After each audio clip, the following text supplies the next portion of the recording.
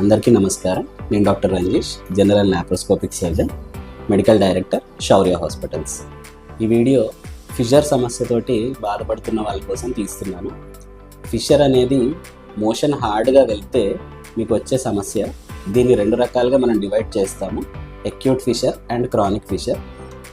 99% of the times acute fissures మందులతో తగ్గిపోతుంది. So ఒకవేళ మీకు కాన్స్టిపేషన్ అయ్యి మోషన్లో బాగా బ్లీడింగ్ అయ్యి సివియర్గా పెయిన్ ఉంది అంటే మీరు ఇమ్మీడియట్గా డాక్టర్ అటెన్షన్కి వస్తే మీకు మందులతో తగ్గిపోయే అవకాశం 99% ఉంటుంది. అలా కాకుండా మీరు నెగ్లెక్ట్ చేశారు అంటే ఈ ఫిషర్ అనేది క్రానిక్ ఫిషర్ అవ్వడం జరుగుతుంది.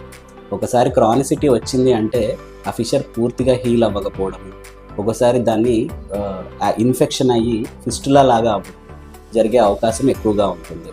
సో ఫిషర్ అనేది స్టార్టింగ్ స్టేజ్లోనే మనం ట్రీట్మెంట్స్ ఇస్తే మీకు హీల్ అయ్యే అవకాశం ఎక్కువ ఉంది. కాబట్టి మీరు ఈ ప్రాబ్లం తోటి కనుక సఫర్ అవుతుంటే తొందరగా వచ్చి చూపించుకుంటారని అనుకుంటున్నాను. Thank you.